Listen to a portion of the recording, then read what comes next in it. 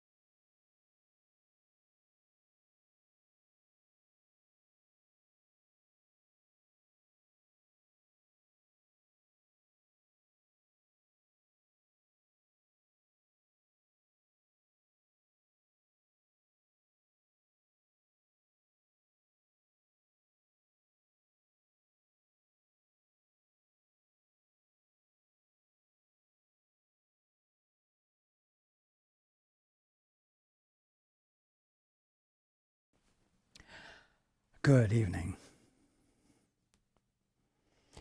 And welcome to everyone who's joining us on the internet. A new chapter, Beyond the Body. That simply refers to what we've been talking about for the last couple of weeks. Moving beyond body identification to mind identification, where you recognize that what you are is conscious awareness, in which the experience of body is going on, along with all of creation. The function of the two-step is to move you beyond the body. And so, beginning in the book, we said before that when a situation has been dedicated wholly to truth, peace is inevitable. When a situation has been dedicated wholly to truth.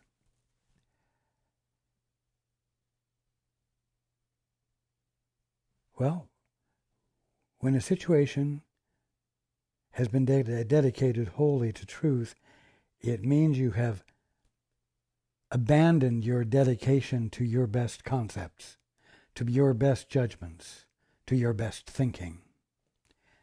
So, when you have abandoned thinking, when you have moved into the silence, where silence is the only thing there is, awareness is the only thing there is. without a subject or topic of awareness. There, always, is peace. That is what meditation accomplishes, moving you to that place where you've abandoned your preference to your best judgments and your best thinking. In fact, the act of thinking itself. So it's not terribly complicated. To dedicate something wholly to truth means, like I said, to withdraw your dedication to your best thinking. So it's simply moving into the silence, not complicated. Its attainment, peace, is the criterion by which the wholeness of the dedication can be safely assumed. In other words, if you have arrived at a place where no thoughts are going on, where pure awareness is occurring, you're aware of everything that is going on, but you're having no response to it other than being conscious of it. So the attainment of that shows you that the dedication has been complete. Yet, we also said that peace without faith will never be attained. For what is wholly dedicated to truth as its only goal is brought to truth by faith.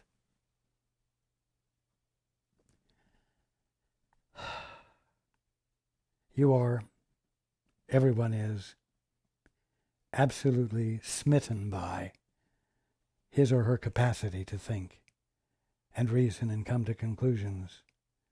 In fact, many believe that the act of thinking is what constitutes being conscious, because they have yet to discover that they can be in the silence without thinking and be totally conscious.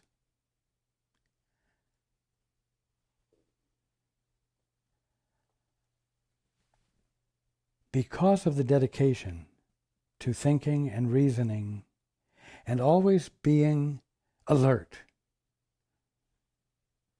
so that you can protect yourself, you never bring faith into play.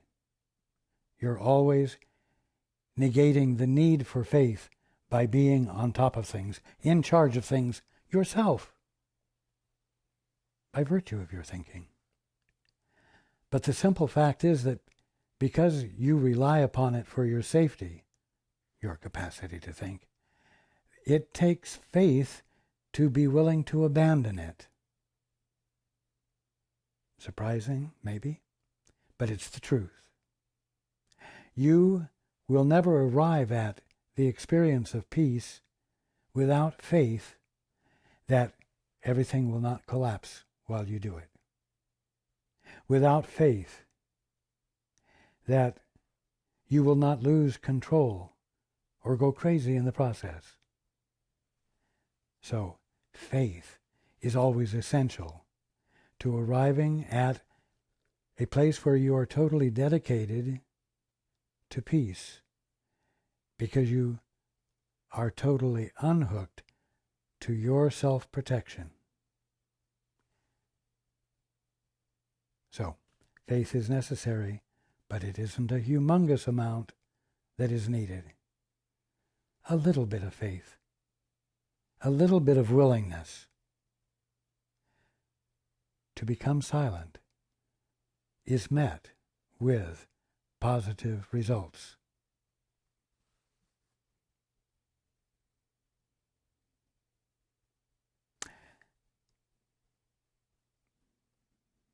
Yet we also said that peace without faith will never be attained, for what is wholly dedicated to truth as its only goal is brought to truth by faith.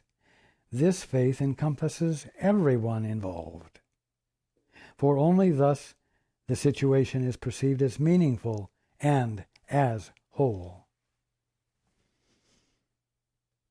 When you're doing the two-step, when you're willing to shut up, when you're willing to say, in the silence that ensues, Father, what is the truth here?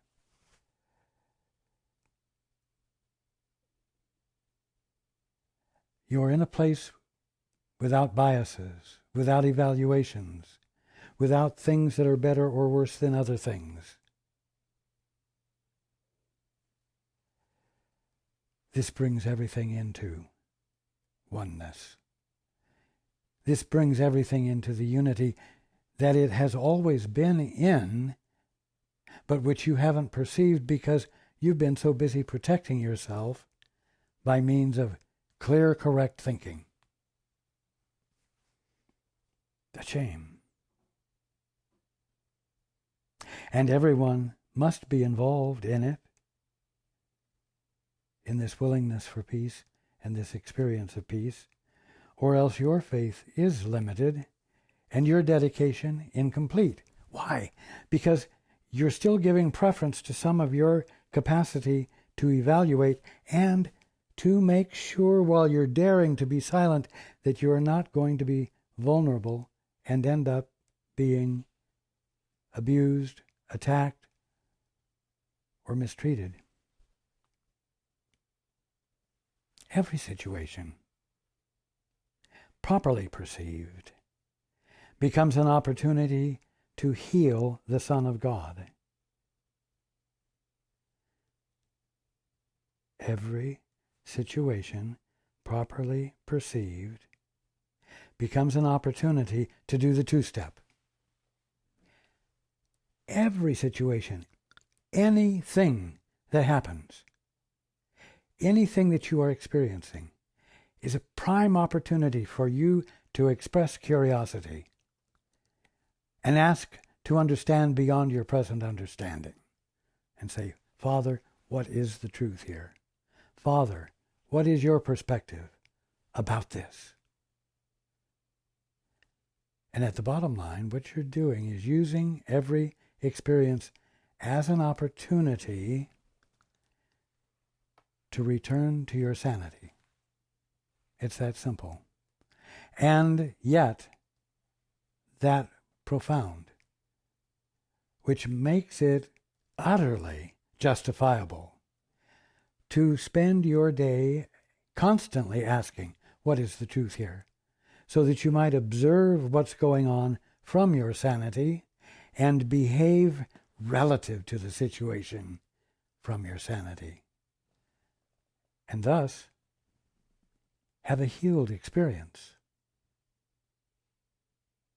in which harmony reigns, peace governs. You see?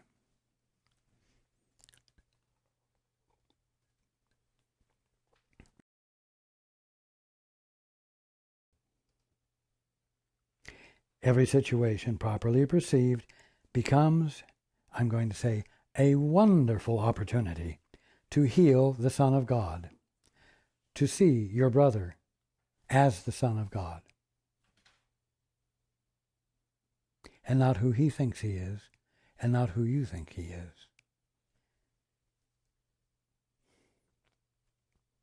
That means that every moment of your conscious awareness is a moment primed for redemption.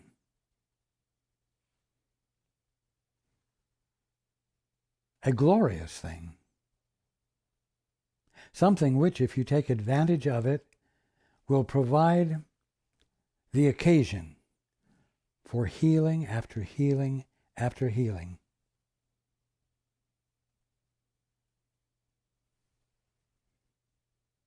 A wonderful thing to participate in.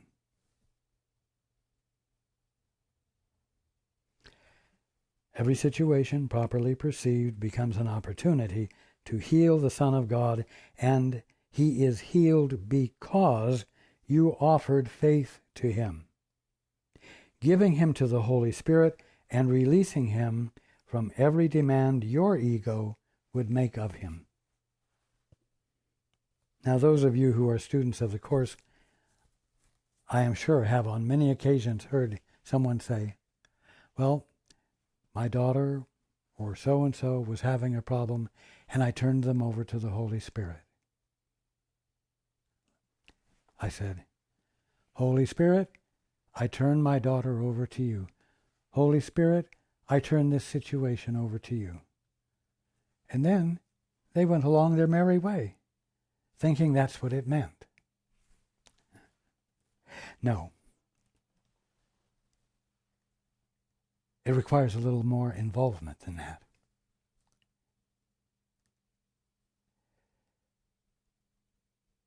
Your brother, the Son of God, is healed because you offered faith to him. Not doubt, not pessimism, not your worst judgments, not even your conditioned good judgments that didn't necessarily have anything at all to do with your brother, but you had adopted them as definitions. So, he is healed because you offered faith, not faithlessness, to him, giving him to the Holy Spirit and releasing him from every demand your ego would make of him.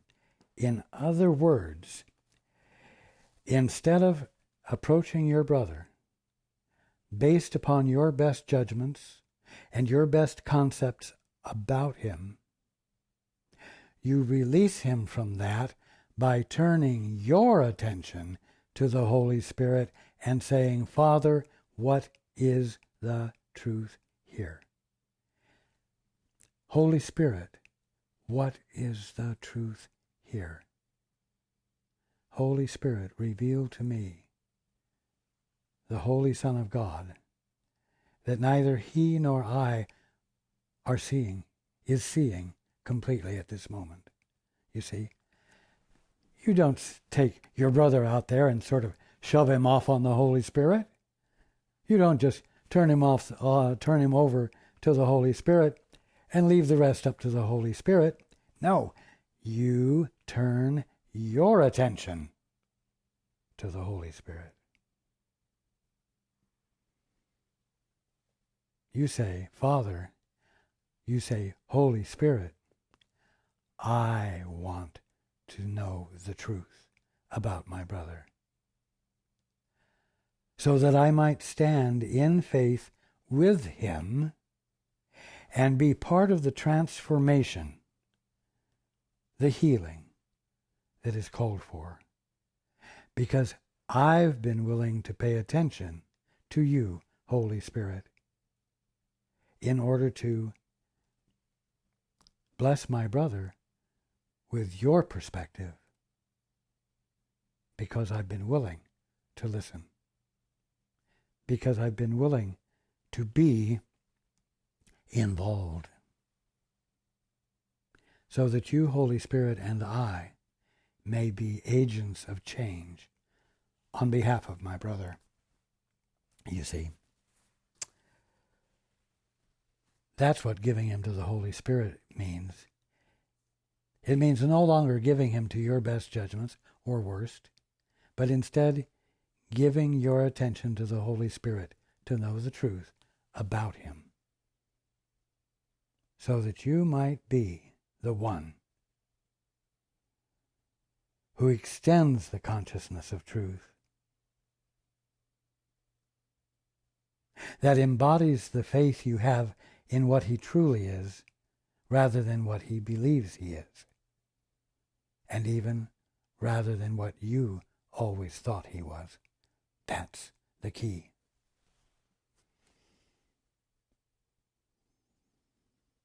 Thus, do you set him free? No, thus do you see him free. You see, it doesn't matter that thus does the Holy Spirit see him free because you released him to the Holy Spirit. No. Thus do you see him free. And in this vision does the Holy Spirit share. You are joined with the Holy Spirit, that which is nothing more than your right mind.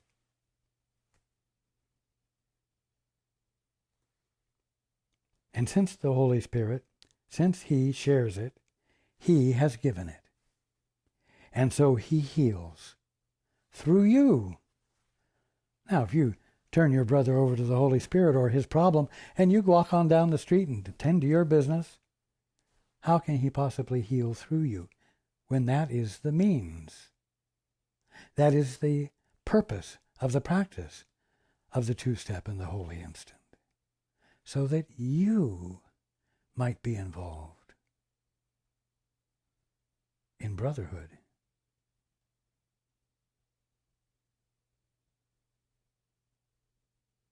It is this joining him, the Holy Spirit, in a united purpose, which makes this purpose real. You might say, which actualizes this purpose, because you make it whole. You make it whole by not walking off from it and leaving the problem with the Holy Spirit to solve. You make it whole by being present as part of it. Without you, without your attention, without your care, there's a black hole. There's an emptiness where you are supposed to be fulfilling your part in the wholeness and thereby discovering that the wholeness of creation is not in the slightest bit separate from you. It's very important.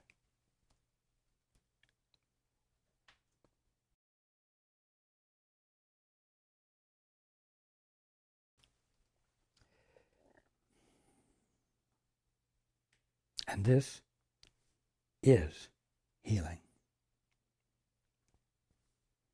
The body is healed because you came without it, meaning no longer identifying with it and as it.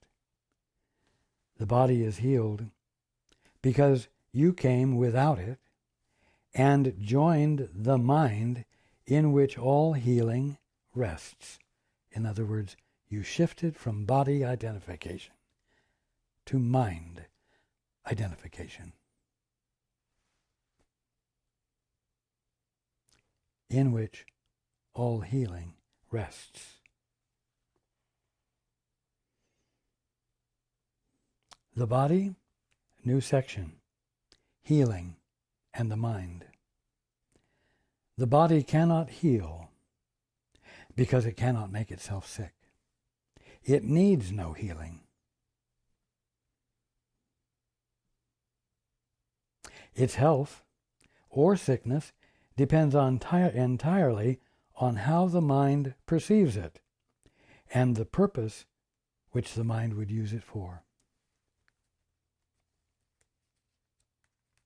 Now, if you have stepped beyond the body by shifting to mind identification, then you will be using the body to identify the purpose which the Holy Spirit puts forth and gives for you to act out.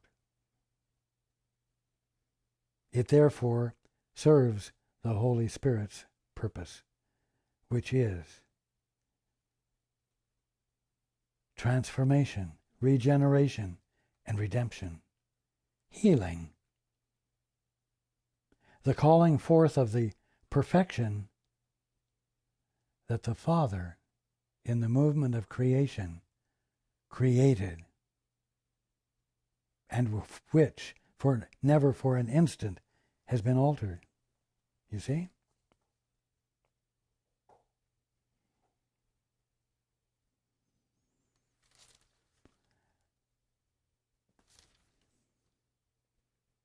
Its health or sickness depends entirely on how the mind perceives it and the purpose which the mind would use it for.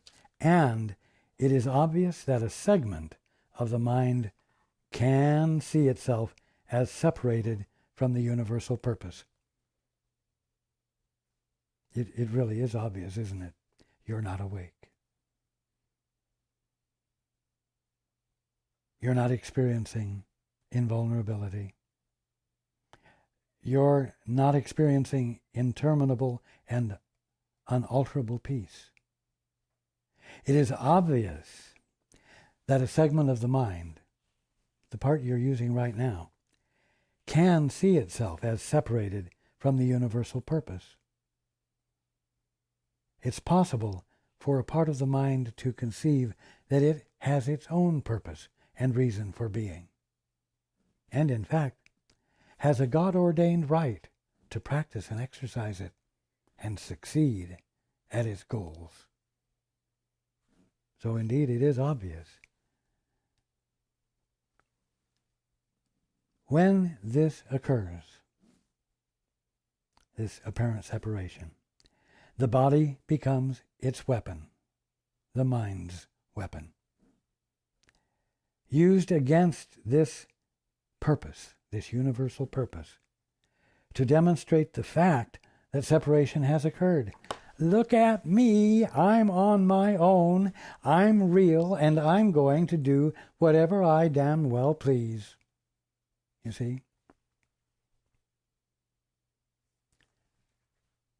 The body is used to prove this stance, this imaginative, but not actual stance.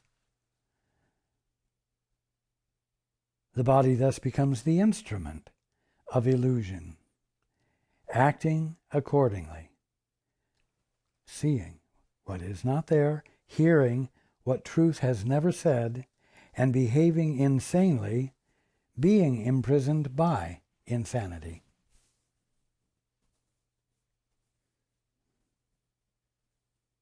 There cannot be too many of you who have been joining me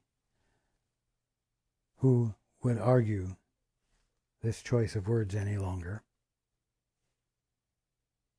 But you see, as long as you think you are the governing factor, the governing force, the authority, and you think that you are here to make everything in your image, reflecting your likeness and your thoughts and your definitions, you are insane. Because your choice to see only what you believe constitutes a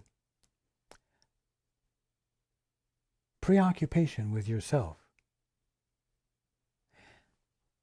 when everything, including you, has meaning separate and apart from your definitions, meaning embodied by the Father's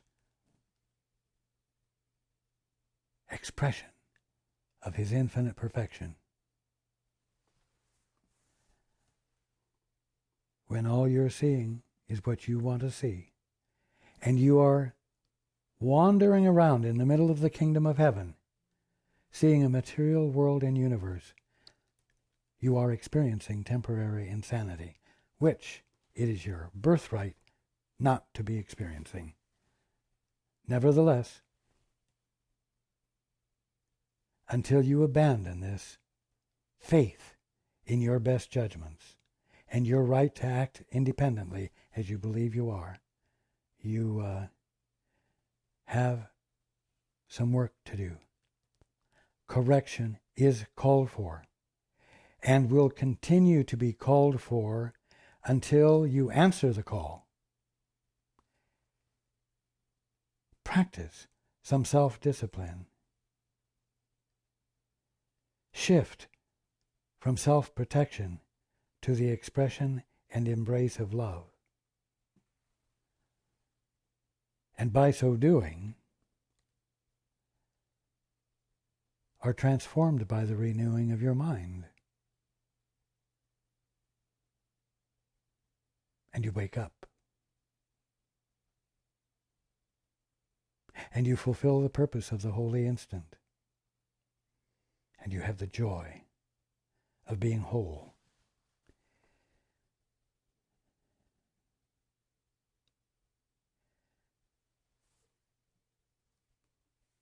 Do not overlook our earlier statement that faithlessness leads straight to illusions. What is faithlessness? It's your dependence and devotion to the best judgments you can come up with, where you are not taking a single moment to silence your mind and inquire of the Divine One within you to know what the truth is, and to arrive at the experience of truth without having relied in any way upon a supposed capacity you have to think for yourselves and be on purpose and experience fulfillment.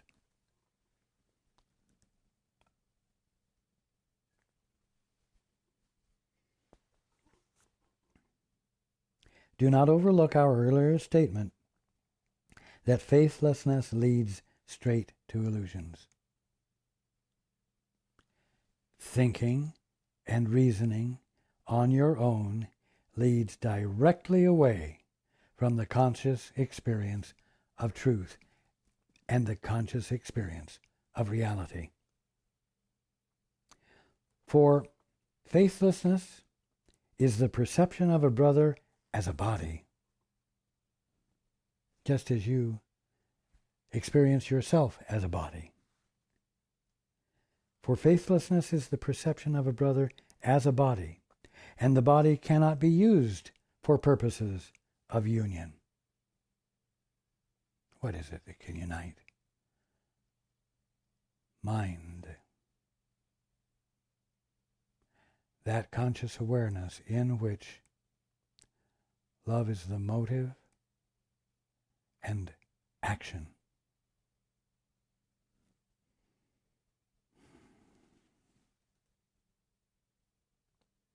That is the only thing that can embrace. And that is the only thing that can use the body for purposes of expressing embrace and safety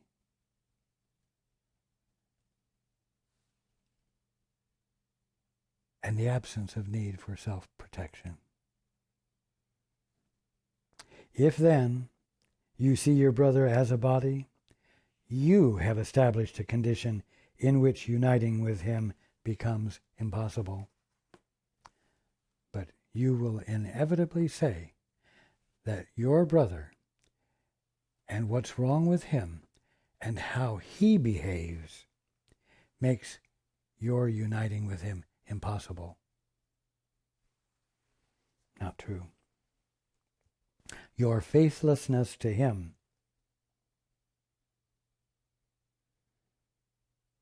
your unwillingness to desire to see the Holy Spirit in him, your reluctance to see his holiness,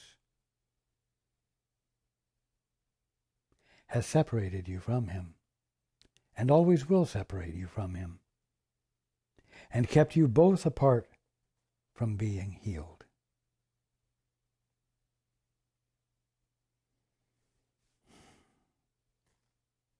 Healing is the point. The experience of joined wholeness is the point.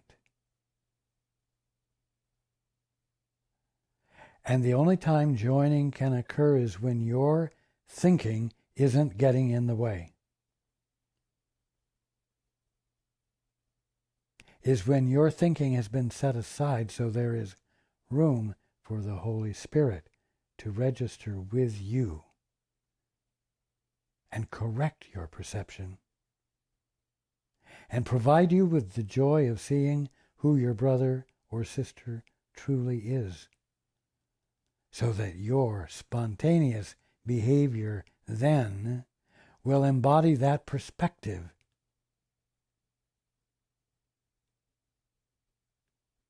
and heal your brother or your sister, because he or she knows that he needs or she needs provide no defense, and therefore no armor against your presence, against the presence of the love that you are being, because you did engage with the Holy Spirit and not your best thinking. Your faithlessness has and always will. Your faithlessness has thus opposed the Holy Spirit's purpose and brought illusions centered on the body to stand between you. And the body will seem to be sick, for you have made of it an enemy of healing and the opposite of truth. And how have you done this? By identifying with the body and as the body, and then identifying your brother or sister who is in need of help as a body. And in that misperception of yourself and your brother, there is no link through which to join in union. And so you deny healing.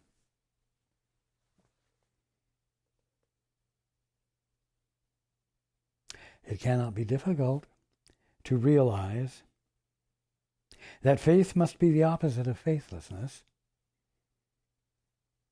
Yet the difference in how they operate is less apparent, though it follows directly from the fundamental difference in what they are.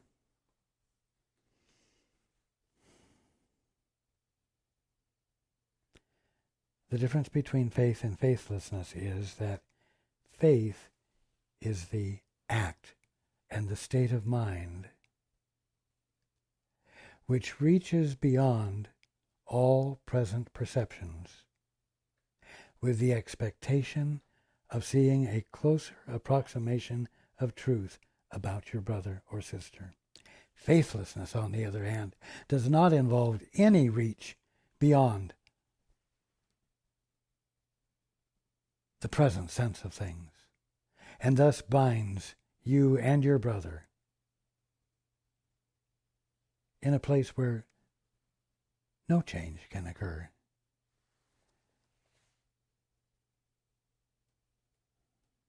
Faithlessness would always limit and attack.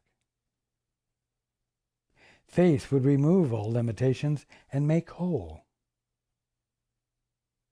And you are the fulcrum. You are the choosing point. Which are you choosing for? Your historical best judgments?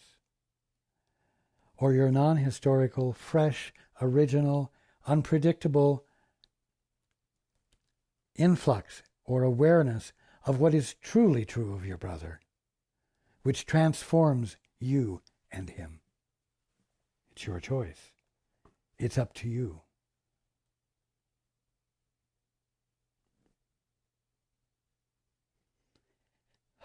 Practicing the holy instant is choosing for the unexpected influx of the conscious awareness of truth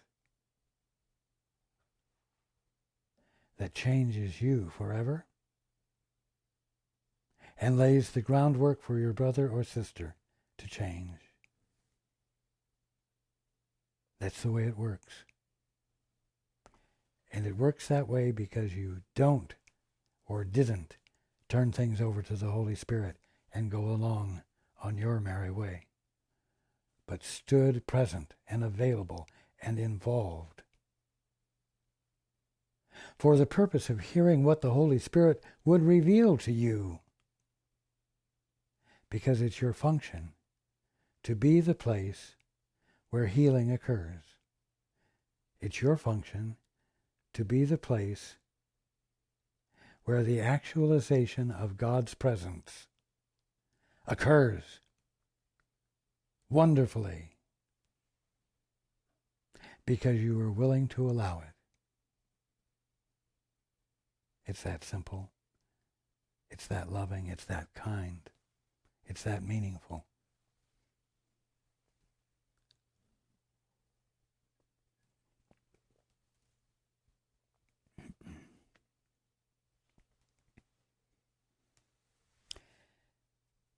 Faithlessness, preoccupation with your best thinking,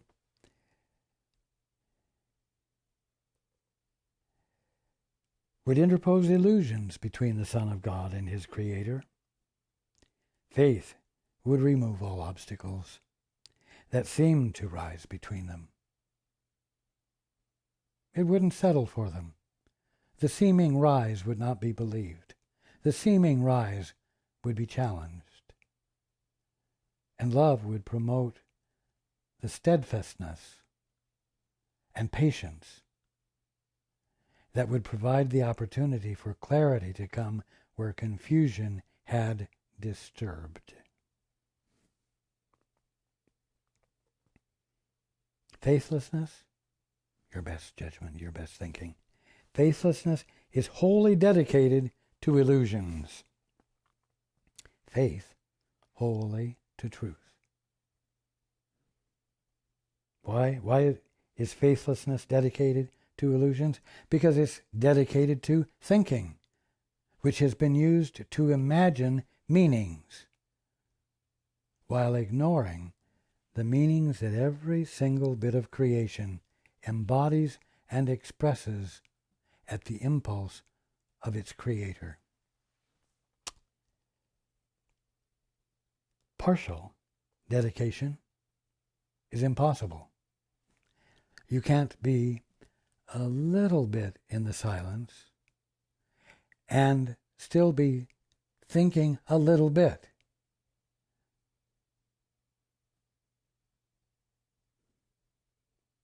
Truth is the absence of illusion. Like silence, peace is the absence of self-assertion.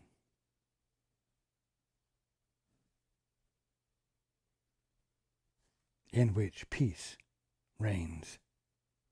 Truth is the absence of illusion. Illusion, the absence of truth. Again, I must remind everyone that this is all not just simplistic, but actually simple. Every one of you is capable of meditating and experiencing peace. It's not complicated. It doesn't take years of study. It takes simply sitting down, relaxing, being present in the present, breathing, or saying a mantra and giving your attention to the sensation of the air going through your nostrils or the sound of the word of the mantra. And just letting your attention rest with that alone. And if you find yourself suddenly thinking, be aware of it. Give yourself permission to think about it after the meditation and return to the mantra or the sensation of the air as it passes through your nostrils. And you will inevitably find that there will be a point where you will not be feeling the sensation of the air. You will not be saying the mantra. Nothing at all will be happening except pure awareness of everything that is going on in your environment. Silence and peace.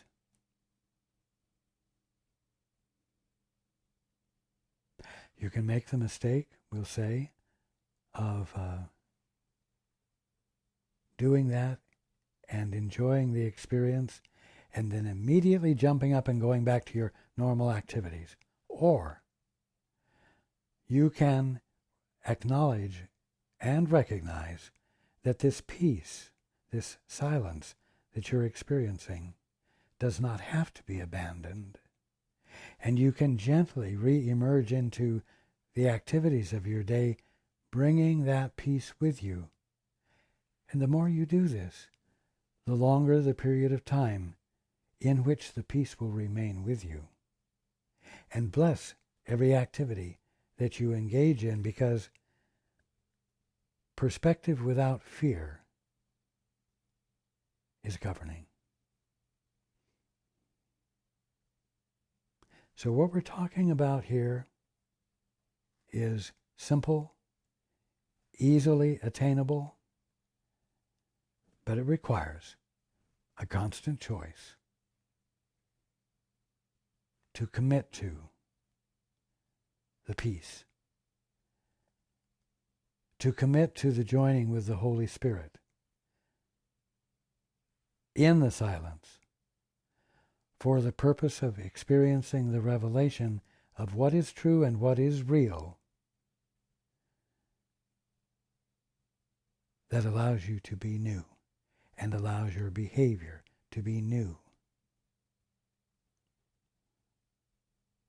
Where love is what finds gentle expression all the time.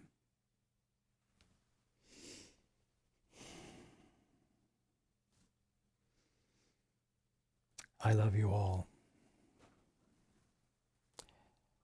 And I look forward to being with you next time.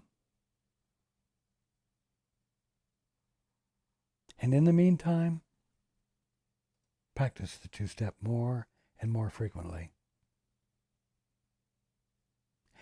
Because you really have nothing better to do than to take advantage of every moment that provides you with the opportunity